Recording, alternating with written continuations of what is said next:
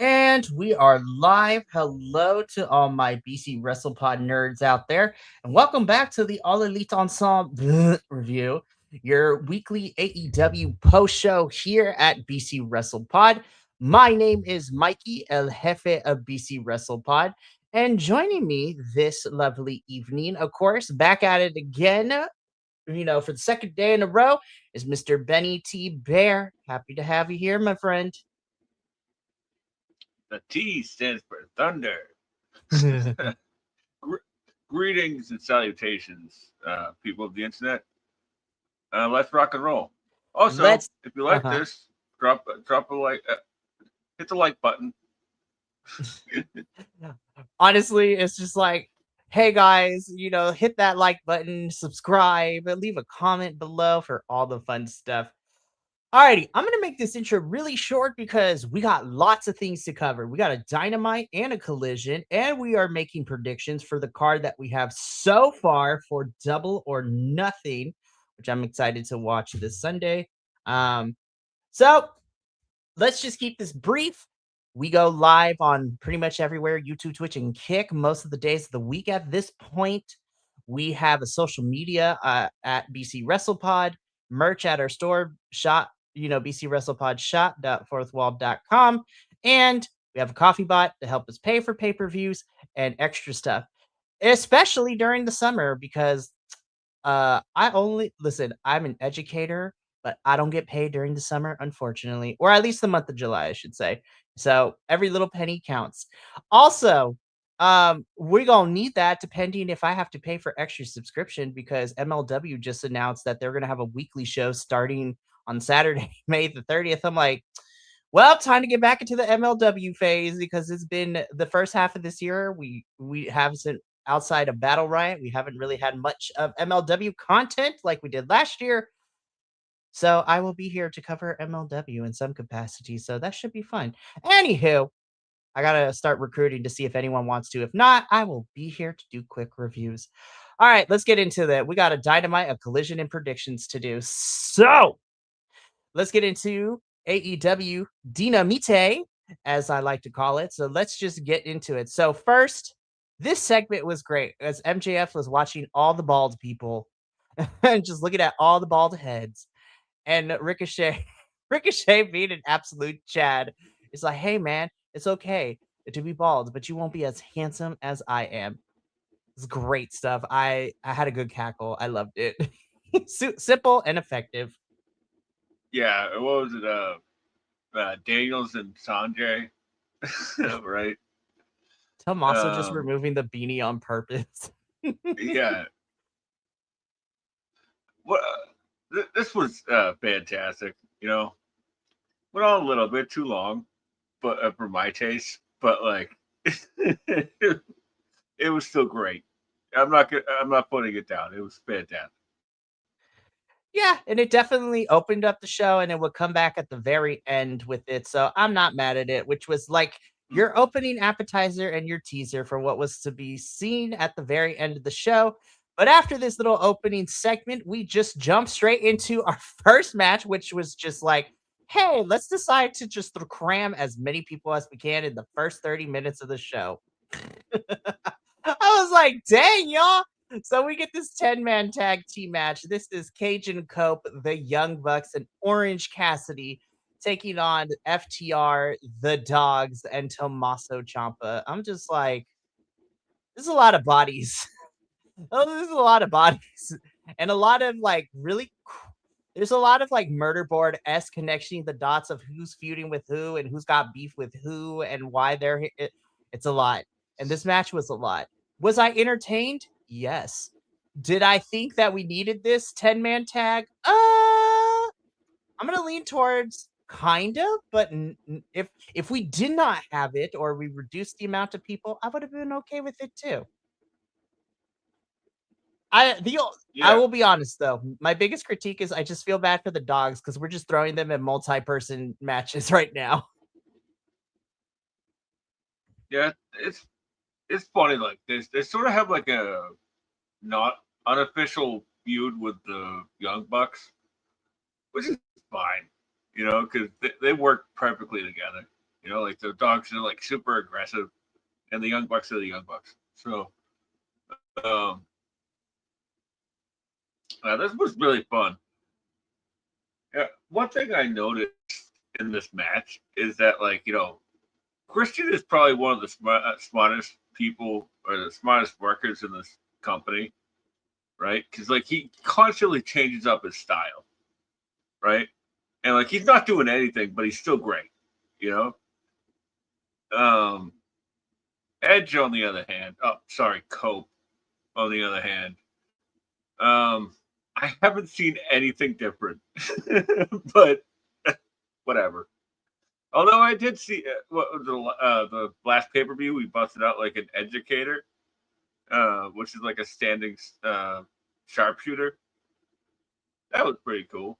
Haven't seen that in a long time. Um, this was really good. Uh, FTR and Champa are like a tag team that I'm like, yeah, this I need this. A trio, whatever. And the last thing I'll say is that Young Bucks and Christian Cage, this is something that's been brewing since like 2013, 2014 with the E&C Pot of Awesomeness. Deep cut. Deep cut. I love that Cope had matching gear with the Young Bucks. That was pretty cool. It was fun. And honestly, the crowd enjoyed it. And I feel like that's all that matters because who am I? I'm just a person who watched it on television. But Cage Cope, Bucks, and Orange Cassidy pick up the victory here. We would be seeing a lot more of these folks over the whole weekend, which is insane because we got things happening between certain people at Double or Nothing and things that are happening in this 3-hour block of Dynamite and Collision tomorrow. So should be interesting stuff. But we got to keep this going though, because after this match, we end up getting another John Moxley and Will Ospreay, talking in the development of the story. I'm just gonna get my thirsty boy out of the way. I was like, Moxley, you're looking great. I was like, hi. Um, Ospreay, you're cool too, but I don't want to fight Alex Windsor. I'm gonna be honest, she'll beat me up. I was like, I will get hurt. I also won't fight Renee. But anywho, that's besides the point. I really do enjoy these vignettes we're getting from Ospreay and Moxley. I think it's really fun. Though, Benny, I don't know if you agree or disagree when I say this.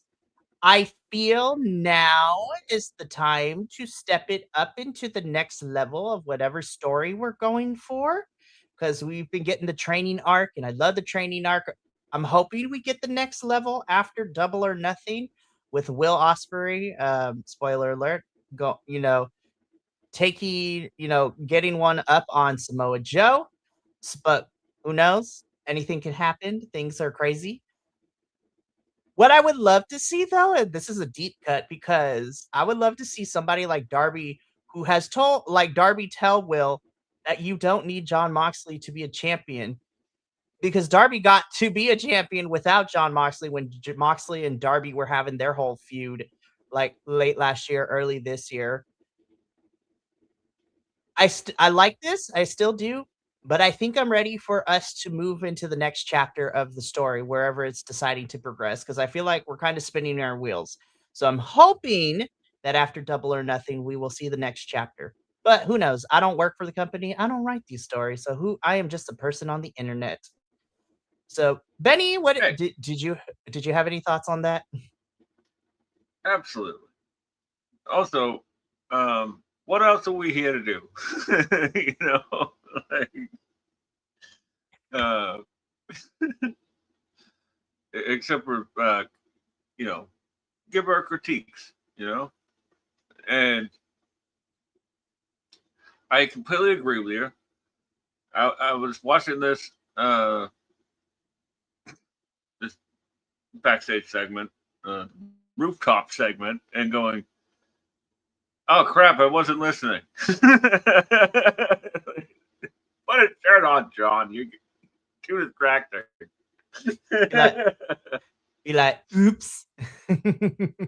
Also, like I didn't realize that I've noticed in the past couple a little while that like has the mock has like gotten like really into shape, right? But it's like, Mhm. are you just doing cardio? Like it's crazy, man. Like That's you just like insane. he's just like running on a bike and then like doing crunches. Crazy. But I digress. I'm sorry. This is coming from a fat guy. But That uh, the subtext of this was really great. Um, teaching Osprey to like remember who he was. Like Mhm. the guy that won the best of the Super Juniors like 3 times in a row. Like the former IWGP Heavyweight Champion. It's like he still got that dog in you. You just gotta find it. And I completely agree with you. Just to sum it up real quick, that like we need to start hitting another level because Osprey on another level. Because like around this time last year, like we were heating up um, Osprey and Hangman. You know, so the shootout in the desert or whatever it was. Like so we I hope they're not waiting too long to pull the trigger on this. You know, because there's a lot of people sitting at home in England, just like, well, what's happening? Yeah, so we'll see how that goes all down, honestly, and we will keep you updated on the developing story of Moxley and Will Ospreay. But after this vignette, we also get another one where we learned that the Demand has inquired the help of Mark Davis and Andrade from the Don Callis family, as well as the dogs to help them in Stadium Stampede. So I'm like, well, 7-on-7 is gonna be crazy. We'll see how that goes. Yeah, it was crazy because like the last Stadium Stampede in 2020, like there was like 10-on-10. So like now we get 5-on-5, whatever. And now we have 14 people in this. This is gonna be a crap show. It's gonna be a car crash, and I'm very interested to see how they get away with certain things because unless things have changed, the athletic commissions is like big no-no on blood and gore. So we shall see Yeah, how that goes down this Sunday. I'm very interested. Who knows? We'll see what happens. Maybe I don't know. Anyways, if you live in New York and you're living if you're going to the event and you know some information, let us know because we're going to be very interested to see how that goes. All right, let's keep this going. We get a next match, even though it's more so a tune-up. Speedball Mike Bailey wins this match. I was like, cool. I love you, Speedball. yeah. This was fun. That poor kid, but this was fun. hmm Which then, we get into, which we then lead straight immediately into Kevin Knight's, TNT champion open challenge, right? I was like, okay, cool. Who we gonna bring out? Like, who's gonna fight? And then, ah, Brian Cage, I've missed you. The I've missed you. Swolverine. Wolverine is back on my television screen. Ah! Oh man. I heard somebody say like the other day, like, do you think Brian Cage worked out a little bit while he was away? No, really? I couldn't tell. Also, during this match, like, did you have to put on that much baby oil or whatever it was? Because I was like, Jet was feel slipping and sliding all over the place. oh my gosh. This match was also crazy too because Kevin Knight was just like nonstop, like jumping, like overshooting Cage a lot, which is okay. Like I don't mind given the fact that this is a high flyer versus like literally Wolverine himself. Um, I'm really happy. I miss Brian Cage, and Mm. now Don Callis has another monster back in the faction. So it's now he's got three of them: Lance Archer, Mark Davis, and now this Wolverine is back. I'm like, damn, it's gonna be insane. Like this is gonna be wild. Hopefully, this means that we get to see a little bit more Lance Archer in the ring. Brian Cage, Lance Archer tag team. Let's go. Yeah, because Lance Archer, and Brian Cage came out here with Roppongi Vice and Lance Archer here for this entrance. But I think Lance Archer was the only one that stuck around. Hmm. They were a tag team before he got injured or whatever. Murder Machines or whatever they're called. Yeah. So who Sign me knows? up for that. Yes, exactly. Hopefully they'll put them back together. The match itself was a lot of fun. Brian Cage is still Brian Cage was fun here. Kevin Knight is still our TNT champion, and I love that. It's going to be great. Also, because I didn't really know when to put this into the show, but Speedball has a match with Darby tomorrow, and I'm like, oh my gosh, I'm excited.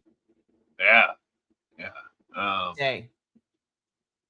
I'm really excited for that match.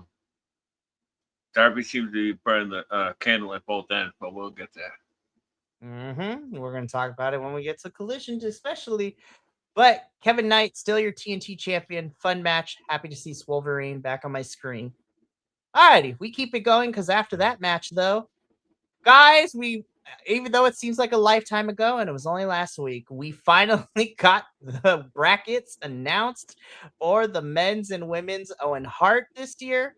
So we're gonna talk about the men's matches and the women's matches. So we're gonna talk about the brackets. So let's start off with the men's. So this is a field of 8 for both men and women tournaments. I wish we expanded it to a 10 or a 16-person field, but hey, you know what? Again, I don't work at this company.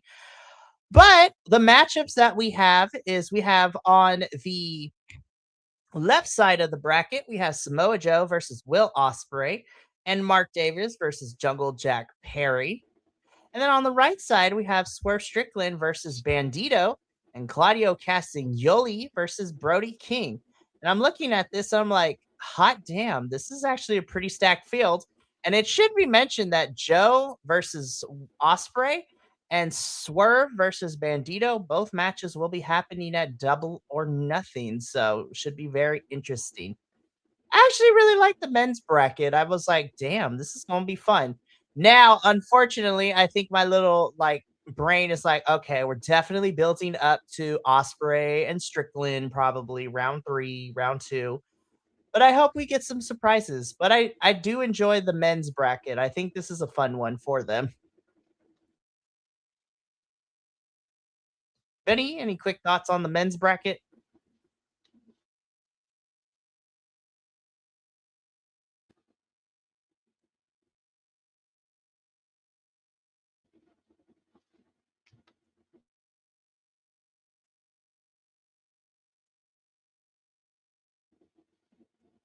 Okay. Well, Benny, well, oh no. Alrighty. Oh my god. So, it wouldn't let me unmute for whatever reason. But I digress. The Owen bracket for the men's is a little bit easier to read, but that doesn't mean that I'm not excited for it because, um, like, you know, all these matches I'm looking forward to. Like Swerve versus Bandito, that's gonna be great. We saw the lead up to that at Super Supercard. card, yeah. Joe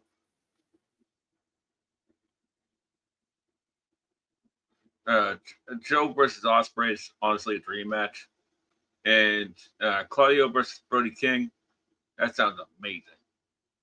and what was it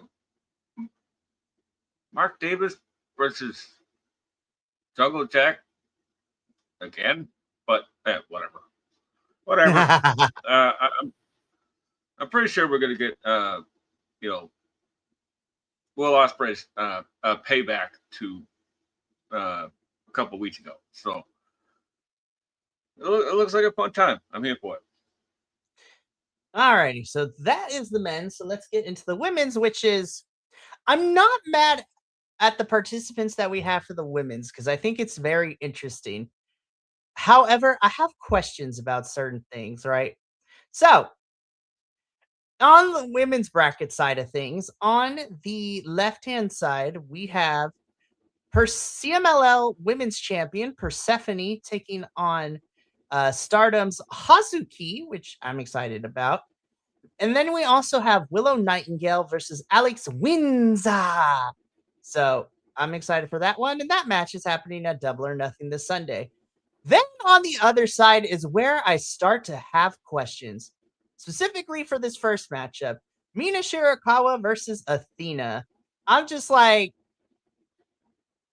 no shade to Athena. Love you, dick girl. Love my fallen goddess, right?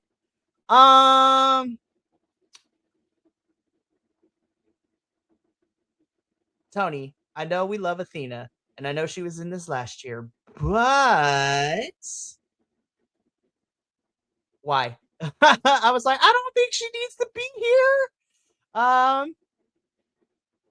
And honestly, I was like, I love you, Mina, but I'm like, Mina's gonna lose, and that's like that makes me mad. That makes me mad. I was like, I love you, Mina, but you ain't gonna win.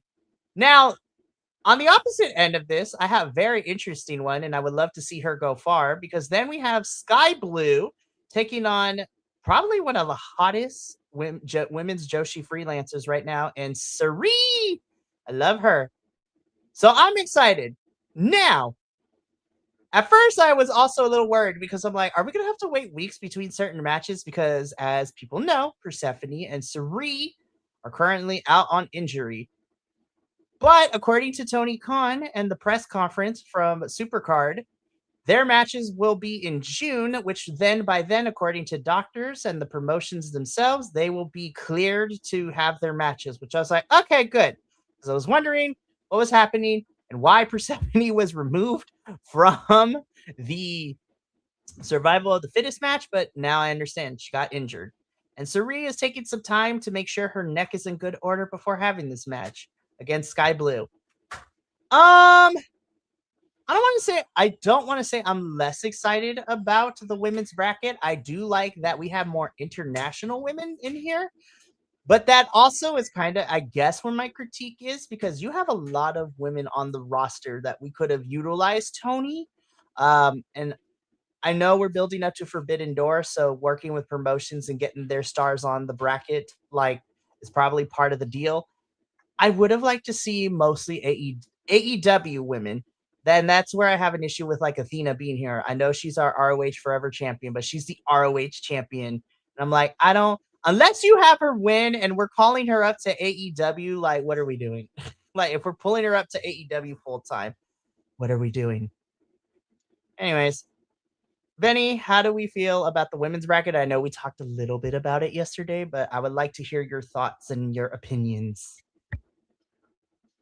This one, I honestly have no idea where it's gonna go, and I like that.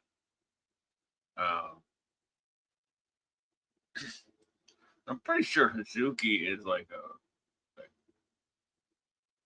a tag wrestler, so like, I could be wrong, but that match is gonna slap either way. Um, Willow versus Alex Windsor. Um, I'm looking forward to that one too. I'm looking forward to pretty much everyone. Like it's just like it's maybe third time's the charm for Athena, but like nothing gets my hopes up about it. You know, like I mean, like she won the gauntlet last year, got a title shot and lost. So like, and everything we'll get to later on, like people who come from ROH to the AEW proper just lose. So I want Athena to win. I just don't see it. And Yeah, I have. Mhm. what can I say? No, I just was saying, yeah, I agree with you. Uh, Sky Blue versus Sari sounds really fun. Sky's been really inconsistent lately, so like I really don't know how that's gonna pan out. Yeah, but I like Sky. I'm not saying anything bad about her. No, I agree. And like I said, I do appreciate the women's bracket actually having like international talent for the women, especially since the finals is going to be at Forbidden Door, which is great. And I'm not saying that the men's needed international talent because you have some heavy hitters there too. I just wish that Tony would have utilized some of the heavy hitters that we have. But then again, like we'll talk about in our predictions for Double or Nothing, you have four of your biggest heavy hitters in a four-way championship match, which don't think we needed a four-way. I'm not going to complain because I love all four women who are involved in that. But like we could have maybe put a Sheeta and a Hater in here, or like taken a Statlander and have listen, a Statlander versus Willow final would kind of go ham. Like it would have gone ham. But you know what? I'm here for it. I'm very excited to see Willow and Windsor at Double or Nothing this Sunday, and we'll talk about that more when we get to predictions. But let's keep this going. Excited that the Owen is back and that the finals are going to be at Forbidden Door, so should be fun. Alrighty. After our brackets, though, we get Osprey versus Ace Austin, and this was fun. I have beef with people online, but when don't I ever? Because people are like, "Oh, it's just like it's just like Osprey should be beating Ace Austin in like 5 minutes," and I'm like, no. Like, why is it wrong for him to go like a 10 to 15-minute match with Ace Austin, even if we know that the inevitability is that Osprey's going to win? I think Ace Austin is great. And I think that he has a very unique sense of wrestling style and technique. And I honestly had a fun time with this one. People just need to chill out. Not everything needs to be a squash match for Osprey. He's not going for a championship yet, y'all. He's just learning and this character is evolving. So y'all need to calm down. I enjoyed this match. Benny, what did you think? Uh, I'm somewhere in the middle on that one, because I understand that they needed to show this newer side of Osprey, right? Like using the Buddha lock, and then like the neck comes into play. Um, I just don't know what we're doing with Ace. Like if there's ever gonna be anything to do with Ace. Like I love Ace. He's great. Um, it's just like, you don't have to go 15 minutes with somebody who you're not building. You know, like so I sort of see both sides. But I still enjoyed the match. Um, I just didn't think it needed to be as long. Like you didn't need to go 15. That is very fair. And I can see your point and I appreciate your thoughts as well. Alrighty, but Osprey wins against Ace Austin, so don't really have too much to say on the matter. So let's keep this train rolling because we get into our next part of the show, which, this shit was funny for several different reasons. Well, first of all, we have Takeshita, who, has a match, unless y'all forgot, because I partially did, that Okada and Takeshita have a match coming up at Double or Nothing. And Okada and Darby was supposed to happen here, but Okada had to go back to Japan to deal with some sort of family issue, which is real and not in storyline. So Takeshita would be coming in to fight Darby tonight on Dynamite in the main event instead. So first, MJF comes in and hypes Takeshita up, saying, hey, if you beat Darby, like y'all could get this cash, like just talking great. And then Takeshita talks in Japanese, and Callis and MJF think it's like, oh, he's praising MJF. I translated it a little bit, and MJF was just Takeshita was making fun of MJF and his hair, and he's just like, "You gonna be bald very soon." And I got a chuckle. Then Benny, I don't have a picture for this, but I lost my absolute damn mind when Andrade comes in and faces MJF. I'm like, oh, are they about to square up? And Andrade, without saying a word, just takes off his hair and just like shakes his head and just hair flip at MJF's face. And I was dying. I was just like, oh my gosh. Like Andrade is giving diva behavior and I'm here for it. Yeah. I think that Andrade face turn is coming really, really soon. And it's going to be glorious when it does. This was really funny. I really like the added layers of giving Dawn the Dynamite Diamond Ring. Takeshita, I didn't know what he said, so that's pretty awesome. You got like an iPhone or something. They're like Google Translate, pull a Shibata. That's awesome. That just adds so much more. Like that's fantastic. It's like I've watched a little bit of DDT. Little side note. I've watched a little bit of DDT, and Takeshita is usually like the straight man to everybody else's wildness. Right. So hearing him just being a little silly Billy is pretty great. It really is. But again, that plus Andrade giving diva behavior, their face turns for both Takeshita and for Andrade, I feel like are both coming very soon. And I'm looking forward to face Takeshita and face Andrade, honestly. Yeah, we need Cinnabon back. Yes. Oh my gosh. I'm so excited and I cannot wait. All right, let's keep this going though, because after this little backstage segment, we get into a pretty decent women's trios match as the semi. We get the Triangle of Madness versus the Brawling Birds and Hikaru Shida. I was just like, interesting combination. You got 2 out of the 3 women who are involved in that fatal 4-way. I'm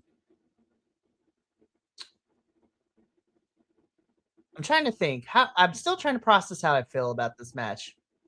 I thought it was fine.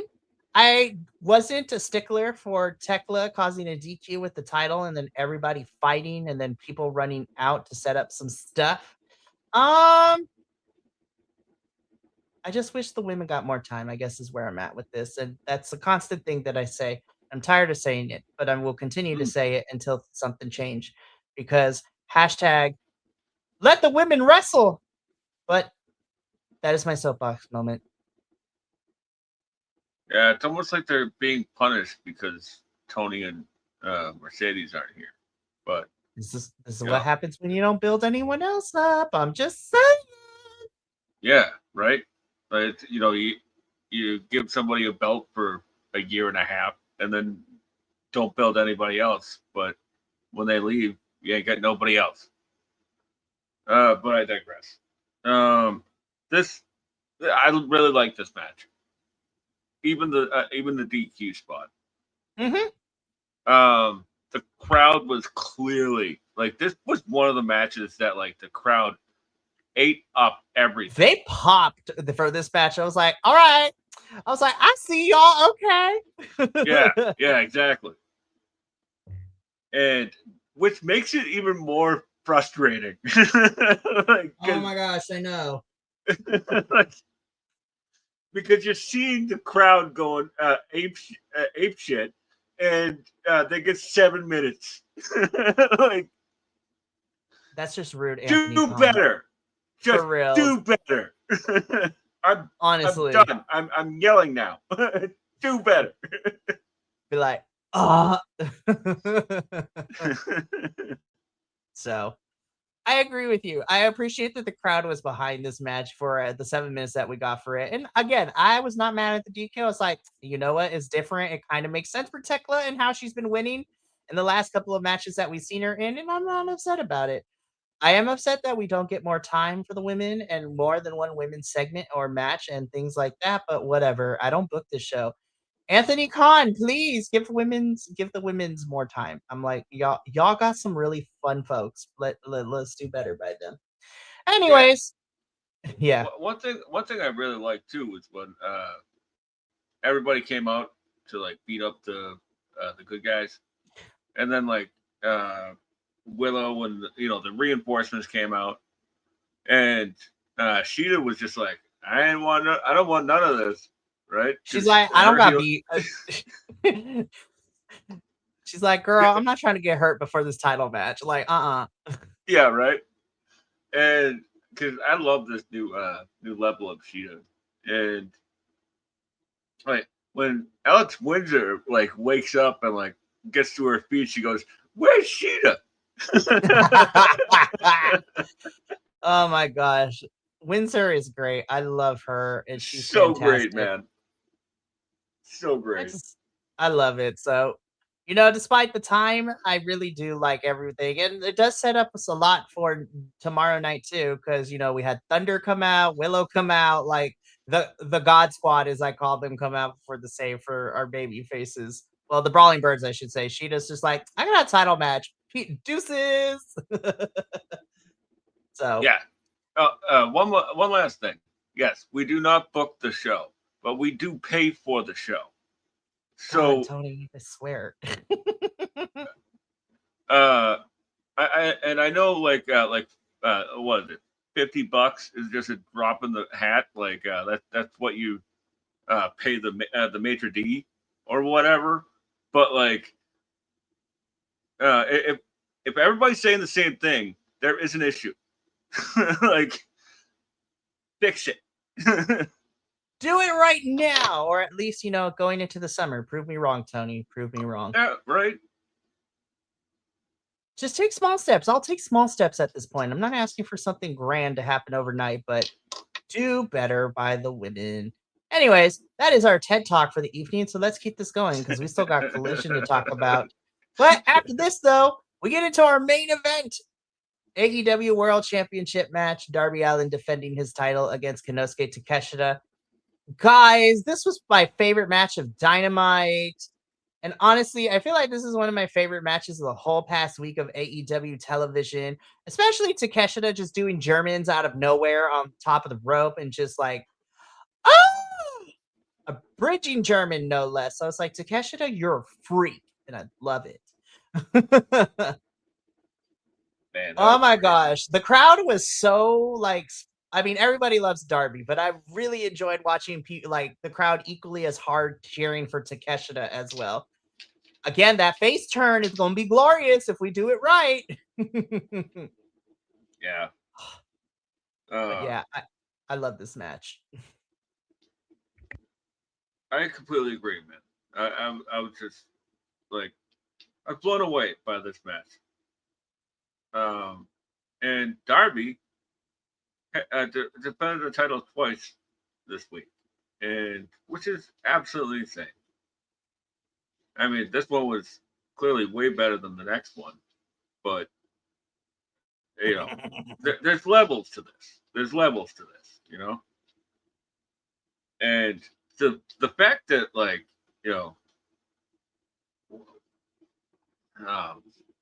Takeshi's the TV champion, right? Like it has it in this in the graphic, but like I understand why he doesn't go through customs and all that stuff with the belt, Mm-hmm. But could they bring it up on TV?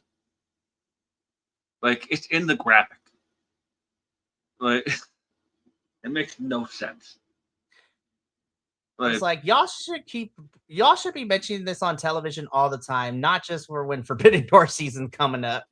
Yeah, right? Like same thing with Alex Windsor, man. Like y'all should be talking about how she is the strong women's champion, not just right now, but like whatever. Again, I don't work for this company. So if they paid me to write some stuff, I would not say no. Yeah. Well, it's okay to be upset. You know what I mean? Because like I don't. To be honest with you, I don't think things are hitting as great as everybody says online right now. For me, Mm. because like, what are we doing with Takeshita and Okada? Like, why is it taking a year to get here? Like, I was like, what's T? Like, why? Like, we kept saying, oh man, it should happen at Dynasty, or it should. Honestly, it should have happened at like Revolution. Don't get me wrong. Takeshita and Mox was fun, but I would have loved to see Takeshita and Okada at Revolution this year. it could have happened at World's End. It could have happened at Full Gear. It could have happened at Wrestle Dream. Like, They keep adding. what are we doing? To be honest, okay, we know this on paper. I know this match is going to slap like that. There's no contention about it for me. But you keep adding these weird small layers where we know they don't like each other. And I don't know how long, as somebody who's watching AEW, I know I suspend my disbelief as a wrestling fan in general for what I watch. But at this point, I was like, the Don Callis delusion can only go so far. Like, Don, you mean to tell me for the last couple of months, you still think everything is hunky dory and everything is going to work out? I was like, my guy, have we not seen the animosity between these two? Like, be so for real. I'm hoping, and to be honest, I don't know if it's going to happen. I need this to happen because I'm ready for the next chapter. Takeshita should be the one to win at Double or Nothing. I love Okada. I truly do. I am hoping that Takeshita takes this title off of Okada and we get him running with the international championship. That is all I have to say on that matter. But I really enjoyed this match. I really did. That's kind of my final thoughts on it. Yeah, I completely agree. And like, if Okada wins and like this is just the start of the feud, I'm gonna be pissed. Like, There's so much what are we history doing? between these two. Yeah, there's so much history. We did not need to drag this out. Let Takeshita win. Okada can go take a month or two off, and then if y'all want to get back to it, then you can. But what we're doing with Darby, we should do it with Takeshita. He out here fighting people, and again, Forbidden Door is around the corner. I know Okada is the big name, but I'm not gonna lie. I think Okada should be on the card, but I would love to see Takeshita defend the international championship against honestly anybody from whether it be CMLL or New Japan, honestly, because that to me is fresher than Okada fighting his homies, if I'm being real. Yeah, I completely agree. And I'm going to be honest, like, I feel like this is just me dream booking, and I know, a lot of podcasters be like, fans should not dream book and should not book for companies because they don't know what they're doing. I'm not gonna lie. I would have Takeshita win the title from Okada at Double or Nothing, and then at Forbidden Door, if you want to show the wrestling fans like what New Japan can be about. No shade, I love all the Japanese wrestlers, but because of how much I enjoyed their previous encounters, let's do a Takeshita ELP, run that back for a third time. Like, those TV title matches between those two was fire. Yeah. And they have so much chemistry. Mm-hmm. And but the whole thing about like fans shouldn't be fantasy booking, it's fun to fantasy book, right? It's not working yourself into a shoot where you believe your own stuff. Mm-hmm. Right? Like, don't get angry when your stuff doesn't get booked. Like that's where we get wrong. That's where we go wrong. Agreed. So, fantastic match. Darby retains the championship. Post match, we get this contract signing where MJF signs it, so it is officially title versus hair at Double or Nothing. MJF drops Darby, continues to beat him up. Kevin Knight comes out for the save, and that is how Dynamite goes off the air. So it's like, cool beans. So that was Dynamite. All right, Benny, ready for Collision? Let's get into part 2. So time for AEW Collision. So let's just get into it, and let's just get through Collision. So Collision this week kicks off with a promo from the Death Riders, Moxley addressing people in general, Claudio addressing Brody King, Pac addressing the haters, and Marina Shafir calling people bitches. Love that. It's fantastic stuff. Speaking of Marina Yeah, Shafir, we're talking a little bit about this offline, but what are Tony, put her back in the ring. Like, is she injured? Like, is there something we don't know about? Like, what's T? Because like we were doing stuff with Marina, and then we're not. I want her to start fighting girls, fight bitches. Like, it's crazy. Like, uh, at least start building something for Forbidden Door. At least, like after Double or Nothing. You know, like I don't know. Like I really want. We were doing good things. We were doing good things, Marina. But now we stopped. that the Tony feud is over, she's just back to being backstage. But I digress. Mox, Boo. exactly. Um, I really like this promo from Mox, and because he was essentially answering uh, Kyle O'Reilly, and I wouldn't be surprised if Kyle ends up getting the beating Mox, and we get a match at um, Double or Nothing. And Claudio, Claudio doesn't speak enough. Always a great promo. He speaks 5 languages, so it's weird that we don't hear him enough. And I like the dynamic between Pac and Danny Garcia. I agree. But yeah, so Death Riders got some things lined up for them over the next couple of weeks. So, all right, we're going to see how that all develops for us right here. But let's continue on with Collision. So, again, this was built up from not Death Before Dishonor, Super Card of Honor. Death Before Dishonor is the next one whenever we get that. But this match officially was kind of made officially, unofficially, officially again at Super Card of Honor over the weekend, in which we have, the conglomeration being made up of Orange Cassidy, Kyle O'Reilly, and a returning Mark Briscoe, which I love seeing Mark. I've missed him dearly, him and his craziness.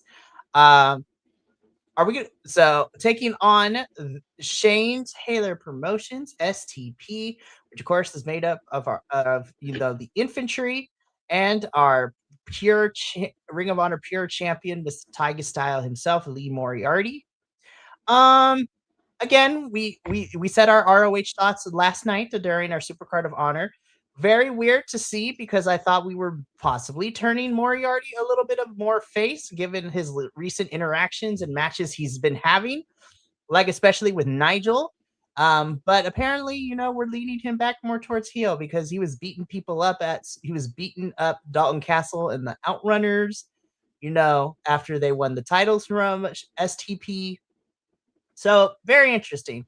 I had fun with this match. Collision tends to have has some of my funner matches of the week. I thought this was fun. I had fun. Yeah, they really leaned into the fact that Dynamite has become like the PWG show, and Collision has become the ROH show. Uh, and I like that Lee was talking crap to Nigel on the outside on commentary Yes. right at the beginning. Yes. So great. I'm not gonna lie. If we get a round 3 between those, I ain't gonna be mad. I'm not gonna lie. Like, because I really enjoyed the 2 iterations that we had with them. Oh yeah, definitely. And you know,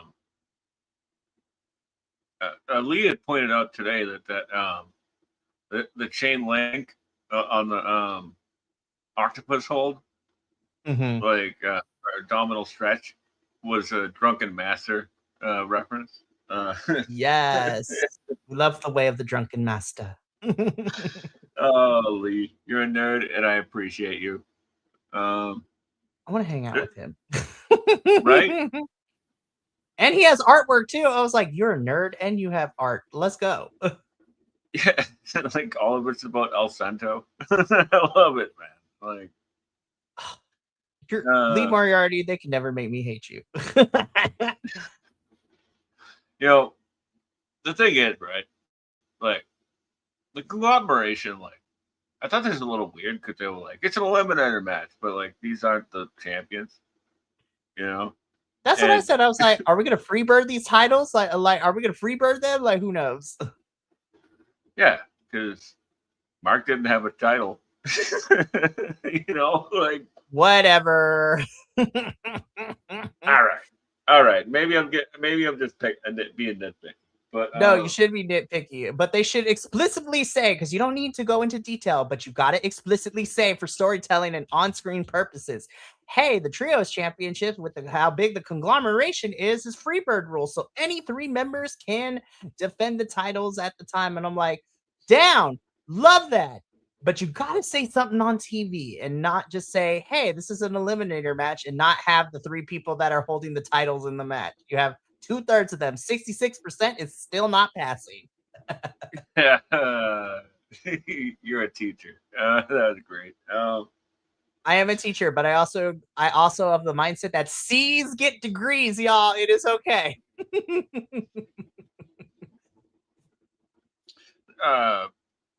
You know, I thought that these guys had crazy chemistry.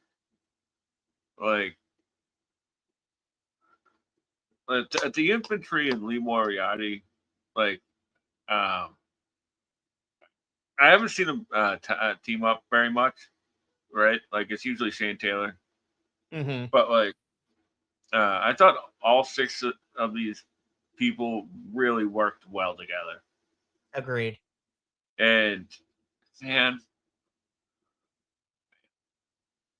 I really wish we'd get to see STP more often than we do. You know what? I really hope this is like a litmus test to see how the AEW crowd deals with like how they react to STP, because again, they held those 6-man titles for not for like super long, but I would say it was a good chunk of time of them being champions. So I hope that means that, hey, let's put them on Collision, because they've also been on Collision before, and I honestly think that the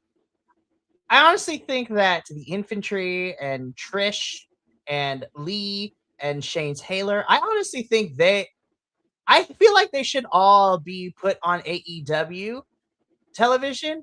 And I think their time in Ring of Honor, I don't want to say is over, because anyone can be there. But I honestly think that putting those 5 on Collision would definitely, to me personally, it would boost you would diversify like the possibilities of things you can do in terms of Collision matches. Like you can put the infantry in tag matches.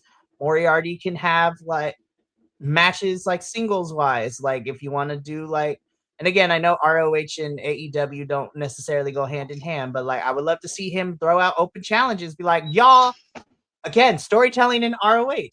This would be great. Be like, hey, I ran through everybody here in ROH, so now I'm gonna put this title on the line on AEW television and like do open challenges against people on Collision, because that'd be fun. Unless you get more people to tune into it, ROH. But you know what? Again, I don't write the stories. But I do believe that STP, all of them, infantry, Shane Taylor, Trish, and Moriarty, I think there is a lot of potential, and they just need to be given the chance, because I do think the AEW crowd would get behind them. Well, thank you for coming to my TED Talk. I completely agree.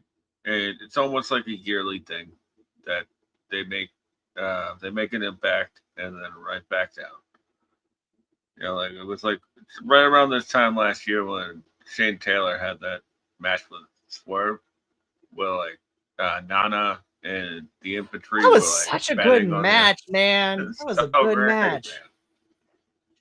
And the crazy thing is like the infantry, even though they were kind of getting booed, the crowd was also behind them at Revolution when they were going up against, Boom and Doom at the on 0 hour. Like Yeah. infantry was getting some cheers and they were behind him too. So I was like, let's do it. Come on now. I'm, Alrighty. But I'm we here talked a for it, lot about but this. Yeah. We don't work for the company, but Tony Khan, we would love to talk. I'm just saying. Anyways, let's keep it going. This was a fun opener, and let's keep this train rolling. So, speaking of the conglomeration, Kyle O'Reilly is coming after John Moxley, and they're going to be fighting tomorrow night. So, it's just like, I smell a stunt. I smell a stunt. yeah, this was great. I really liked the Willow segment of this. Kyle O'Reilly never changed, man. Never changed. Listen, cool Kyle, I love you. Cool Kyle forever. Like, I love this Yeah. man's. I was I like, really missed the flare bump from Cool Kyle, but I understand why he doesn't do it anymore. You know, because I it's agree. just landed on his head, and he's got Yeah. neck issues. So, Like, we want him to be sustainable.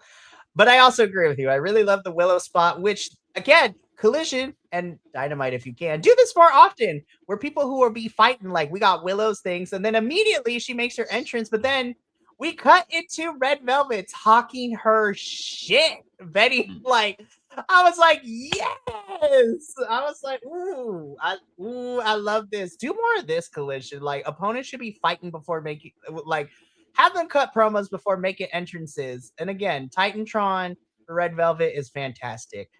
Which then leads into, of course, our match. Willow Nightingale defending her TBS championship against the ROH Women's Television champ, Miss Red Velvet, straight from Yo Mama's kitchen. This was equally as fun. Like yesterday, we talked about how much I really enjoyed Red and Viva Van. I also enjoyed Willow and Red Velvet. I was like, oh, yes, Black Excellence. Loved it. um, Red, I feel like Red has gotten so much better, and I'm like, the presentation and the attitude is so good, and I'm just like, I love Red. And I love Willow. I liked watching this match, if you couldn't tell. Anyways, Benny, how do we feel about this one? yeah, I really love this one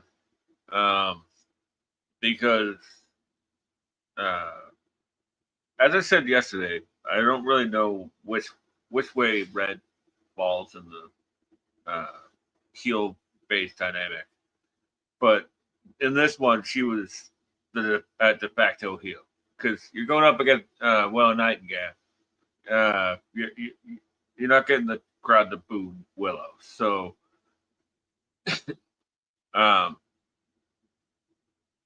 and there was a great moment where like Willow just like smiles at the camera right before the commercial break, and oh man, Willow's so great. I agree. The new entrance video is pretty great. Apparently, it was done by the same person who's done all the Trio of Madness. And yeah, Triangle of Madness. I love her work. She's done a lot. She's done Triangle of Madness. I believe she also separately did Julia and Sky Blue's individual ones too. She's done a photo shoot with Brian Cage, which was fun to watch. She also is the one who did the video. I know it's not AEW related, but I freaking loved it. Like the whole entire Titantron video for the Righteous in TNA as well. Like she did that whole thing, and it is so good. And I follow her on TikTok, and I love her. She's great. Support people because she's doing fantastic photo shoots and videos, and I love that AEW is constantly using her to do these things with their wrestlers. It's so good. Yeah, she's a hell of an artist, and I really respect her. Hell to the yeah. This match was so much fun. You want to talk about too many belts, though? Two of the graphics we've already shown for Collision, each person has a belt. They're like, listen, we're in the same place that we just had Death Before Dishonor. So how many of y'all gonna stick around for Collision? So or not? No, Supercard. Darn it! I keep saying Death Before Dishonor. Yeah, that's fine. You know, at this point, Oh, it doesn't. At this point, there's only three of them, so it doesn't really matter. for reals. I'm not saying that we need to, but just as a sidebar, ROH. I would love to go to a ROH pay per view in Southern California. Just saying. Just saying. Anywho, fun match. Willow retains the TBS championship. This was great. Moving on though, in Collision though. Shh. Your favorite pillar is about to speak. I said this yesterday. I really and we kind of talked a little bit about it yesterday during our Supercard post show. I really do like this character for Sammy. He's just the right amount of annoying, but not like in the go away kind of annoying. Be like, oh, you're gonna suck, but I'm kind of here for you. In terms of like behavior and attitude, I was like, ew. I'm gonna want to throw things at you, but I'm also here for it. I'm conflicted. Yeah. But this short promo call out Darby. Yeah, I completely agree. Like, at one point, he was just like, I beat Darby 4 times. And it's like, I'm a statistic nerd. And it's like, when? Like, 2023? Like, what are we talking about here? Why we lying, Sammy? Why we lying? Why do I not remember this? Because it was such a big win that I don't remember it. You know, like, yeah, but that's what a heel's supposed to do. You know, I agree. it's fine. Yeah, so again, Sammy, like talking of the main event, he's going to take this title from Darby. And speaking of Darby, we cut to commercial and come back. Darby has words for Sammy. And I was just like, cool, promos before this. And I'm like, not going to be mad. Lexi Dare doing the Lord's work. She was busy this episode of Collision with all the interviews she was doing. Yeah. I like the like little promos and like on the way to the ring or whatever, you know. It's nice. It's a little old school wrestling thing. I love it. Yes. Leave them for a couple minutes before they have to go to the ads, then come back with a promo to be like, all right, and we're back. Sometimes literally you can hear Jody counting them in. For reals. It's fantastic. We love that. Alrighty. But after Darby's little promo, we get into Mark Briscoe gets attacked. Well, a brawl starts backstage. We go into the arena. Tommaso Ciampa is fighting Mark Briscoe, and these two gonna be fighting tomorrow, and anything goes. And I'm like, oh my god, they're gonna die, and I'm here for it. Yeah, I really like this one. Once again, this is very old school wrestling, where it's just like somebody talking to the camera, like, ah, blah, blah, blah, and then like somebody comes up and just hits them behind. And they fall, fight into the arena. It's pretty fun. It took a little while to get going, but like it was fine, you know. Hey, I'm excited for tomorrow. I'm gonna be honest. Yeah. The card that we have so far for this 3-hour show tomorrow is absolutely bananas. Like I was like, oh my god, this looks like a fun go home show. Yeah, definitely. Most definitely. And Portland got a good show. That's for sure. Yes. Alrighty, so let's keep going. You know what? Didn't hate this match. The Ops versus Lethal Twist. This was pretty decent. Really nice to see Anthony Bowens give this aggression. I was like, finally! Thank God. That to me, that's the most important part of this match, honestly. I was like, the match was cool. Like, I didn't have issues with it, but watching Anthony Bowens give me this aggression, I'm like, finally, this is all I've been asking for this man. Give this man something to do, and he will do it well. And then, of course, post-match, because spoiler alert, the Ops beat Lethal Twist. Joe has some words for Ospreay. Still a little confused on how we got here, but, you know, he's going to turn Will's dream into a nightmare when he beats him at Double or Nothing. I'm like, hey, you know what? Simple and effective. looking forward to the match still. Yeah, like it makes sense. Like I'm gonna go backwards on this one because you just talked about the promo. Like it sort of makes sense because like to me uh because we didn't see the interaction between Joe and Osprey, right? Like Joe was calling out telling Osprey all that stuff for like weeks, and Osprey was just like, "I'm just not answering your phone call. Like I'm sorry. Like whatever, you know." I got other things to do. And I'm like, this all makes sense, sort of. Um, I really like this match. This is probably one of my favorite matches of the week. To be honest with you, like it was really short because it's Joe, and Joe's one of my favorites. Um, and Bowens, I really like this new side of Bowens, even if we only got it for a few minutes. I always thought that Bowens was a better bad guy, better heel than he is a babyface because he's sort of I don't know. I'm not saying he's not likable. It's just like he's better heel. I don't know how else to say it. Like He has more of like an upward trajectory when he's allowed to just be a little heelish than he is a babyface. Because don't get me wrong, I love him as a babyface too. It's just that there wasn't a really too much direction for him to go. But I think him being with the ops and being more aggressive and like having this more dynamic shift in the character, like it's still the same Anthony Bowens because he's gonna give it his all in everything that he does. But being in the ops now and letting him allowed to take his frustration and just beat people up, I was like, I'm here for this. I'm here for it. He finally has something of substance, and he has somewhere where there's a lot more room for upward trajectory for him and his overall in ring and his stint in AEW. Like I hope this is something of a new great chapter for Bowens now that we've kind of officially put the Acclaimed hopefully to rest officially now. yeah, absolutely.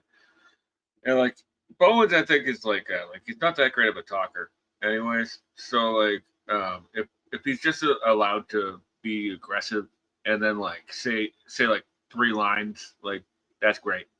I'm here for it. You know. Um, Jay Lethal looks really great right now. Jay Lethal. What else did I say? Right. Um, like Lee Johnson. It was nice seeing you, bud. Seeing you That's true. because he let something out in the beginning of this match, and I was like, "Ooh, that's a fine." Like, bye-bye. Nice seeing you, bud. That's crazy. Fantastic. Love that. All right, but yeah, I thought this was fun. All right, let's keep going though through Collision. Like I said, we got the promo. Joe, you're great on the mic. I love you. Fun stuff. All right. After this, though, Swerve is coming in hard for Bandito, and Brody King wants to fight Swerve, but Bandito's like, no, no, amigo. Like, I love you, and I'm happy that you're being a supportive bestie, but this is my fight. And if Swerve wants to bring the aggressiveness, then he better be ready because Bandito has a lot of aggression to work out to after what happened at Supercard of Honor and the cop killer being put upon Bandito. Very Yeah, interested to see how this turns out on Sunday. Looking forward to it. yeah. I love this fire from Bandito. It's just what I wanted to see. You know, it's gonna sound weird, but I much rather have him speak Spanish than um, talk English. Speaking English, like Yes. Yes. because he I let everybody who doesn't speak English as a first language, let them speak their native language and put subtitles underneath because you'll get AEW, you have done it before. Like, yeah, you'll get more natural promos out of them, you know. And and there's just something about like cutting promos in different language too that adds such a different hmm, like tone intonation and like a viscosity. That's an SAT Yeah. word in the promos. And there's just like, oh my gosh, he is just. And then I mean, when you translate it, it's like basic 101 promo, but I'm like in a different language with the passion and the context and the dialect choices. I'm a linguistic, if you couldn't tell. But like there is something more effective. Ooh, I hit my microphone. Excited. Listen, here's the thing. Like AEW has prided itself. I mean, there's literally a pay-per-view called Forbidden Door where you're taking people from different places around the world and different promotions around the world and throwing them together in matches. So why not, if you have wrestlers who are somewhat bilingual, like Bandito is, who can speak decent enough English, but also could Oh cut yeah. really great promos in Spanish, let them cut more promos in their native language, because to me as a fan, it's such a unique dynamic that not a lot of other companies are doing. And again, there's something more I can get behind when you allow them to bring their history and their experience and their language to the TV screen. Like, Yeah, it's just more that's all I'm authentic. saying. It's just more authentic, and Yes. authentic to them, And the last thing I'll say is that where do I get that T-shirt that Brody is wearing? Like, oh my god! Like I Brody couldn't take my eyes King off the whole time. Brody King got the fits, and I need to know, like, drop where we getting these, Brody, because I will buy it right now. You're goddamn right. There's a Seriously. great Predator shirt. Oh, Brody King is a nerd, and I love him, and he's Yes. fantastic. Alrighty, let's keep this going though. So we got a Divine Dominion Open Challenge, and guys, I was just really happy to see Allie Catch on my screen. I was like, Yeah. yes! It was a bit of a squash match, but I don't care. I was like, Allie! Yeah. I love Allie. Yeah, it was a squash. And it was great to see Allie and Kylie McKenna, who's a great Yes. up and comer. Uh,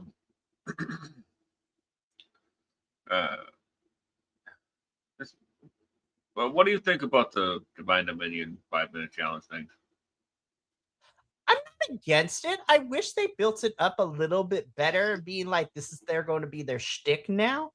I also think this is probably just a tool to get them on television, not for too long, because I still firmly believe that it is the Brawling Birds at Divine Dominion at Wembley.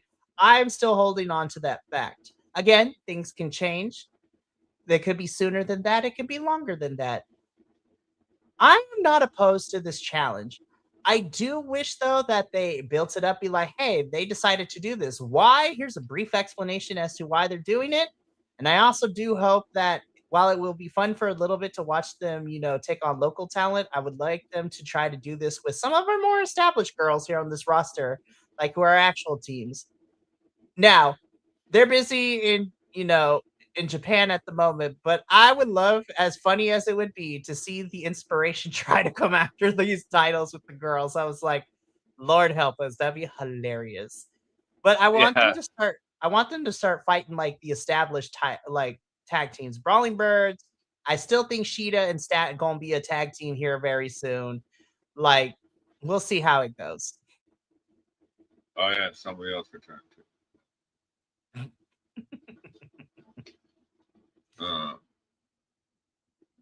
Well, they beat their own challenge because last week they did 2 minutes and 60 seconds, and this time it was 1 minute and 50 seconds. Yes, record. Love that. Awesome. Great stuff. Guys, you can't tell, but Benny is so enthused and he loves this. Oh yeah, especially when one of my favorites gets beat in a minute and 50. So, okay, just happy to see her. Oh, buddy. Also, No, I'm being. Mhm. where's Penelope? Like, We know she's cleared. Like, what's going on, girl? What's tea? Or maybe I'm thinking something else. I don't know.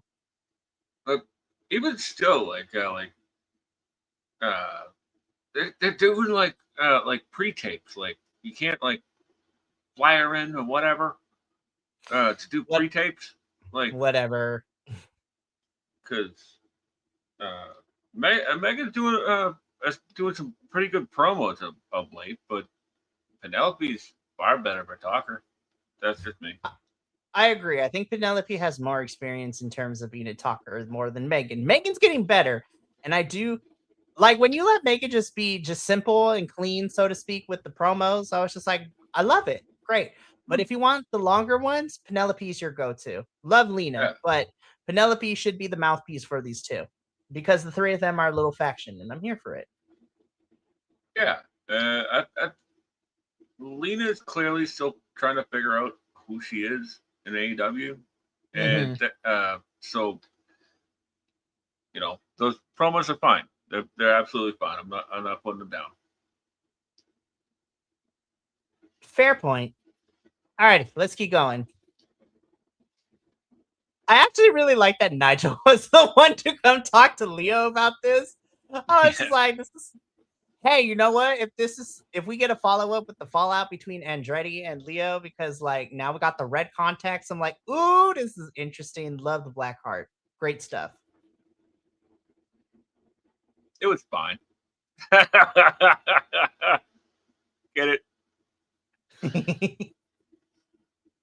I love this for Leo. I truly do. I think it's great. Yeah, I'm a huge fan. They clearly did this like pre-tape, like right after, like it's super card, Uh, but like I'm so here for it. I've been a big fan of this black art stuff, and I've been a really big fan of going back and finding that, because he's been wrestling in Britain for like the last year or so. That like I don't His know, progress matches have been really good. yeah, and his Riot Cabaret matches are fantastic. Yes. Love me some Riot Cabaret. Moving on. Yeah. Okay, I actually really this was a fun one. I had Oh, I fun like. with this. Huh? Sorry, I was just gonna say I love the dynamic between Mark Davis and Dogs. Like, Oh my wow. god, right? I was like, you know what? This could be a really fun fit until Gabe comes back from injury. I'm not gonna lie. Yeah, yeah. I was totally hip for this. Like, and they're just throwing around dudes. Like, it wasn't the Rascals got that like triple kick thing they've been doing. Like, I'm sure they've been doing it for a while, but like, it's pretty cool looking. It really is.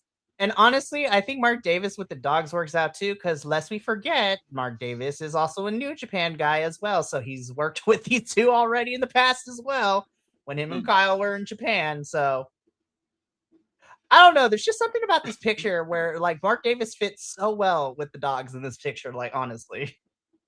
Yeah, honestly, it does, and he's a menace. So like, I wouldn't mind him seeing like I know he's like the big brute in the Don Callis family, but how many big brutes does the Don Callis family need? You know, just saying. There's too many. Like, let's be real, there are too many. Yeah. Love them, but too many. Fun little match. Davis and the dogs pick up the victory over the Rascals. I love it. And again, like we said on yesterday's post show, Des got his work cut out for him because him and AR Fox, whenever we get that match on Honor Club, that match going to slap for the ROH TV championship. Oh yeah, I also heard about Mark Davis and Adam Priest. Ah! Oh my god. This is why ROH needs stories, but you know, that's not our this is not the show for that. Damn it, ROH, you have some baller matches, but we want some story threads too. But that's not the show for this. Anyways, let's keep going. Now, I know we've got like 3 iterations of this returns, but this definitely shuts down the rumors that Anna Jay is done with AEW. And I really hope this actually means that Ty is actually back more full time and we get TJ. I know TJ is not everyone's cup of tea. I do want them to get a little bit more experience, as the kids say. but I have missed Tay. I'm one of the few people that I know that she's not everyone's cup of tea, but I want people to be on television, and I know she loves wrestling, and she's had a really hard time, especially the way that she was treated when she was in NXT and everything that went around about that. So TJ is back, hopefully more permanently, because yes, more women's tag teams that are actual tag teams, please. That is what I am looking for. Even though if this is the third time they've returned, quote unquote. Neat. Moving on.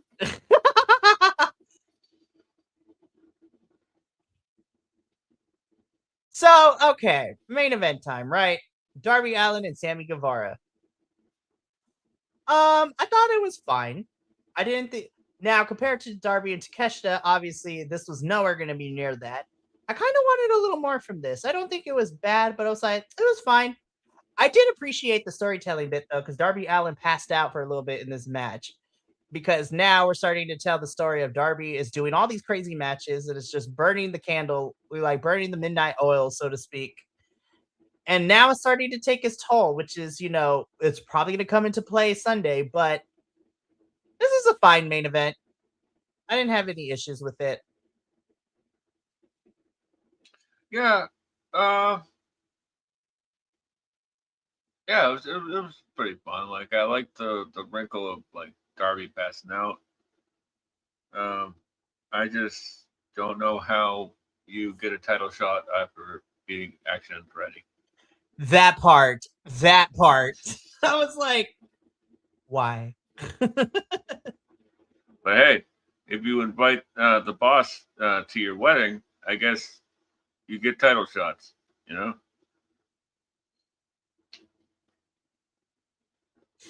Well, Hey, that anything is was possible. that was that was ultra petty on my part. I apologize, but like, We love a petty queen. What are you talking about? yeah. We love Well, a petty queen. there really wasn't much to say about this one.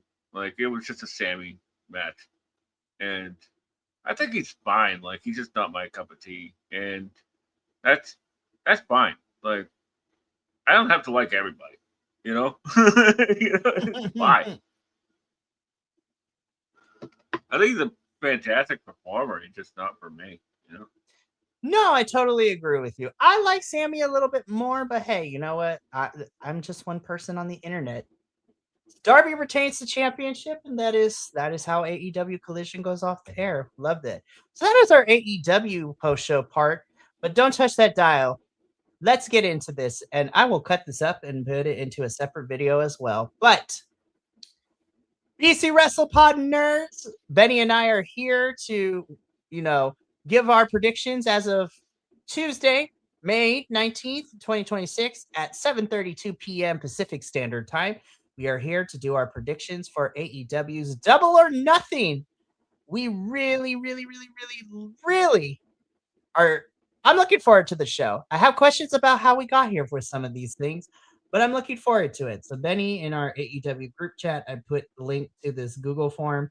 Welcome to season 2 of our predictions league for AEW. What is at stake here is there's going to be a fun little championship belt at the end of this for the ultimate winner of this season's predictions. I will not buy myself one because that is kind of crazy. But if at this point it's everybody, it's literally it's everybody versus me. I will say though, Benny came very close to dethroning me. I just eked out Dynasty. I eked it out by 1. It was way too close for comfort. Yeah. Well, I didn't even see what the final score was. It's okay. I could tell you off camera, but welcome to season 2. We've reset the board. AEW's prediction season goes from Double or Nothing to Dynasty for us here at BC WrestlePod. So, Benny, Mr. Benny T. Bear, Mr. Benny Thunder Bear, let's get into these predictions, shall we? So, as of right now, we only have the main card, but tomorrow on the Dynamite episode, which would be Wednesday, May 20th, 2026, the 3-hour show that we're getting tomorrow for the go home, we can probably see like 18 more matches added to the card, which we will update and have the official final match order when these predictions go up Saturday morning, which is now if you're watching it. But let's get into these predictions really quickly. So, Benny, let's talk about it. The first couple of predictions we're going to be talking about is our Owen Hart tournament quarterfinal matches, not semifinals, sorry. Now let's talk about this first one. So we have our women's quarterfinal match, one of the first ones happening at Double or Nothing, in which we see our TBS champion, Miss Willow Nightingale, taking on our NJPW Strong Women's Champion, Miss Alex Windsor. I think this match is gonna be a slobber knocker. I think these girls gonna hit hard, throw hard, and I loved it. I wish this was not a quarterfinal match because I would like to see both of them go far into this. But I think this is going to be a really fun match. I think this is going to be good. I hope they get 15 minutes because I think both of them can. But, you know, Tony Khan doesn't like to listen to us. But I still think this is going to be a really fun match because of everything that has transpired. And I wish we had more going on with Windsor and Willow at the moment. I do think greater things are waiting for them after Double or Nothing. But for the sake of where we're going, I love Windsor, but I'm going to go with Willow Nightingale with this one. I think Willow at least makes it to the semis, being a previous Owen Hart champion, which I'd love that too. I'm going to go with Willow. It's really hard to bet against a Willow, to be completely honest, but it's also Alex Windsor, and I'm torn, but I'm going to go with Willow because I got to pick somebody. Benny, who are you going with for this one? Yeah, I agree. I'm going with Willow because I try never to bet against Willow, even when one of my new favorite wrestlers is going up against her, and Alex Windsor. Yeah, Willow Nightingale for the win. Cool beans.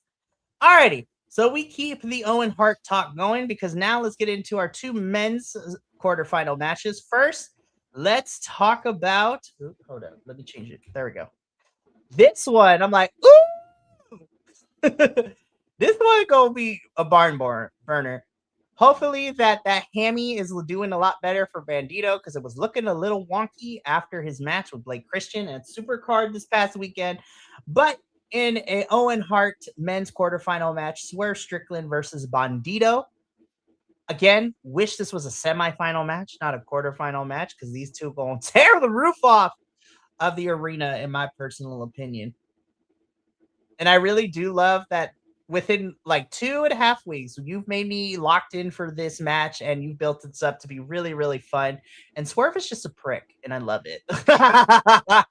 He's just like, I'm just going to beat everyone up because I can. And what are you going to do about it? I love Bandito. And again, Bandito is my 2026 men's wrestler of the year, or 2025, I should say. But I gotta go with Swerve, man. He took a couple weeks off, and he back at it.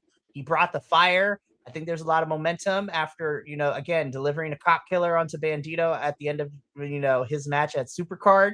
I'm gonna go with Swerve on this one, and it hurts me because I love Bandito, but I think Swerve's gonna move on to the semis.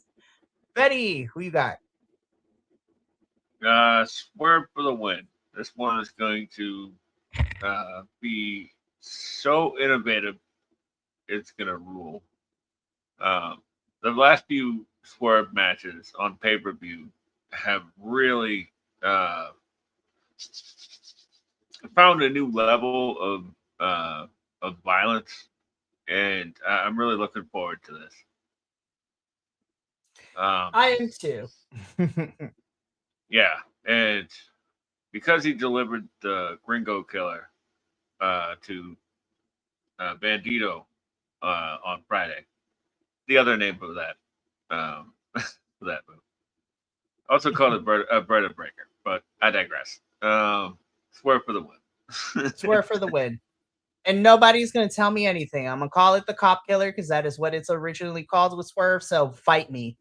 No. I'm not correct. No, not you. Not you, Betty. I'm talking about people on the internet because people on the internet are weird. But let's continue. So our final Owen Hart match happening at Double or Nothing is another men's quarterfinal match. And this one's also going to be a slobber knocker. For different reasons, though. We got Will Ospreay, who is currently training underneath the dojo of the Death Riders, taking on the. This man is multi-talented, and I love me some Joe. You can never make me hate him. But you got Will Ospreay training underneath the dojo of the Death Riders, taking on Samoa Joe training under that I'm gonna beat the tar out of you, the Ops. This is gonna be an interesting match. I'm looking forward to this. I think this is gonna be an underrated match. I think this has the potential to be like my dark horse, to be real. Because I'm very interested to see how these styles clash a little bit, especially to see what Will gonna do, given the fact that he's kind of changed up in character of how he's handling his wrestling. He's not doing this high flying, high spots like hidden blade kind of things. He's being more grounded, and I'm kind of liking this. This one's hard because I want Joe to win because I think Joe deserves everything because he's fantastic. But because of the story that we're getting, I got Ospreay winning this one and moving on to the semis. Benny, who you got? Yeah. Same Ospreay for the win.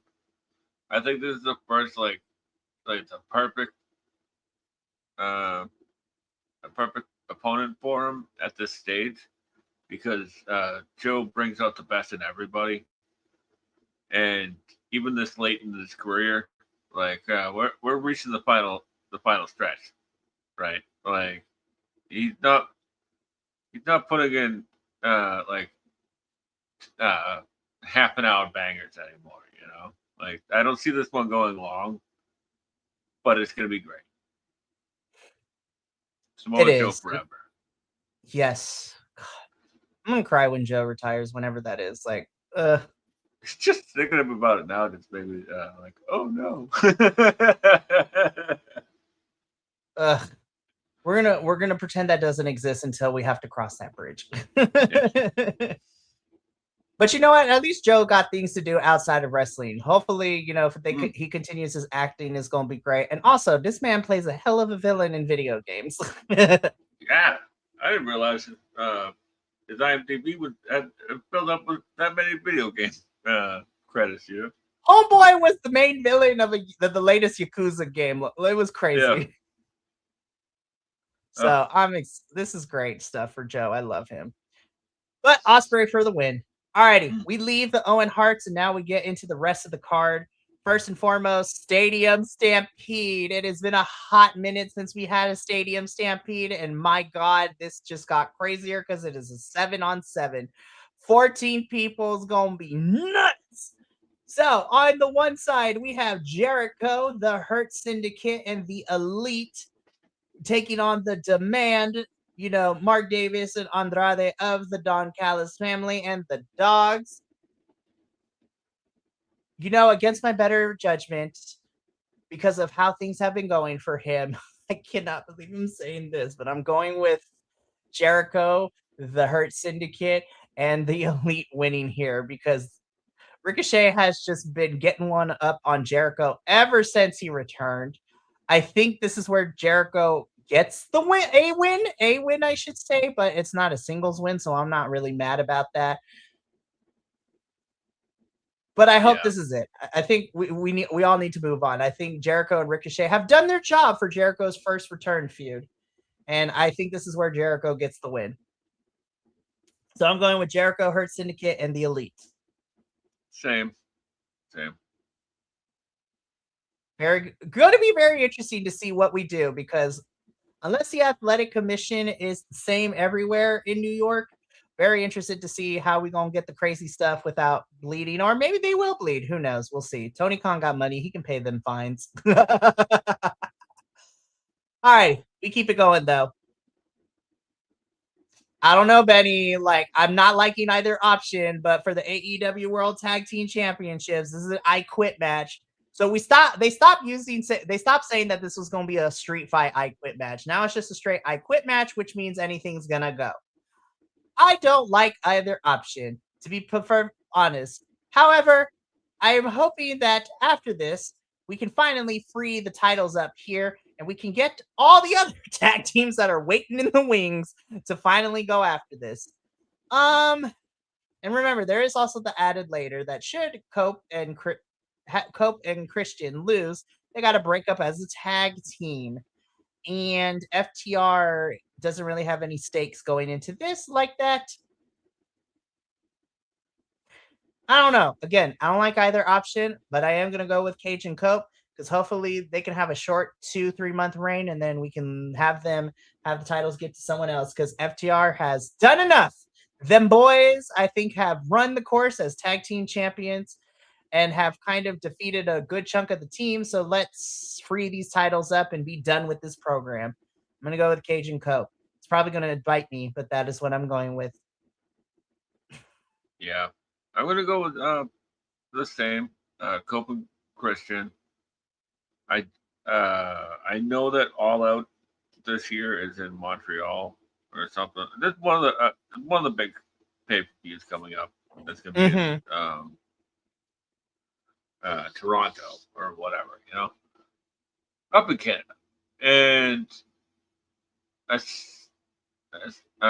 don't want them to hold the titles for too long either. But I know we're going to get some bangers out of it. So, Cope and Christian for the win. Sweet. All righty, Benny. Next up, our AEW International Championship match. The feud that has gone on for a really long time and been a really slow burn, which it didn't necessarily need to be. But again, on paper, I know this match going to slap. And then according to what the kids say, this match going to eat. It's going to be great. I think this is going to be a fantastic match.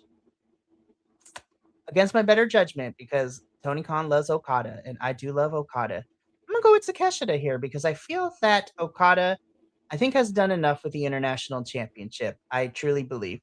It's been a really fun run with him. I liked him as a champion. But now I think it is time to turn the page and let Takeshita run with an International Championship run. And honestly, I want Takeshita to be like Orange Cassidy, just fight everybody left and right every week. Yes. Be the fighting champion, because that Orange Cassidy run is still one of my favorites of this title's iteration. Oh, definitely. So I got Takeshita. Yeah. Same. I think this feud has gone on a little bit too long, but the interactions that they have had have been incredible. Like the Young Bucks, these two match a couple months ago was incredible. So let's get to it, boys. Chop chop. Seriously. Alrighty, so let's get into it. We got 2 more matches. AEW Women's World Championship. I'm excited because this is a lot of heavy hitters. I also think that's the detriment to this match is because you took a lot of your heavy hitters away from some stuff. I'm a little upset that they just announced it with not any really big build-up. But I'm still looking forward to this match. But this is easy. Tekla. Same. There's no reason to take the belt off her right now. She's doing amazing work. And the feud between, or the story between, rather, Chris and Cheetah still needs another wrinkle. So I see that wrinkle playing out in this. So Tekla for the win. And finally, AEW World Championship hair versus title. I feel like it's a cliche to say this. Now, if AEW were to truly go there, I think I would be entertained AF. But because of what we saw in Collision, and honestly, I think what's going to be the thing, I think this has been a really fun run for Darby. I really been enjoying Darby as champion. I'm gonna go with MJF here. I do think MJF gets his title back, which I'm not mad at. Darby has had a really fun run. He didn't need a long run as champion to begin with. 6 title defenses, 7 after tomorrow in the span of a month. Love it. It's great. And the angle that they're playing up that Darby has been burning the midnight oil is going to catch up to him eventually. And I think Max is going to capitalize on that. And I got MJF here. Now, if they make Max shave his head, though, that shit would be crazy and funny. And I'd be here for it because it's different. But I'm going to go with Max here. Yeah, same. I have an idea of where they're going. So, which I'll tell you offline because I don't want to go on for too long. There's no way Max is shaving his head after all this. No. Now it'd be crazy stunt if they did, but yeah, I don't think Max is. Unless he's doing it for a role, but I don't even know what that would be, you know? For reals. And that, my friends, has been our AEW Double or Nothing predictions as of right now.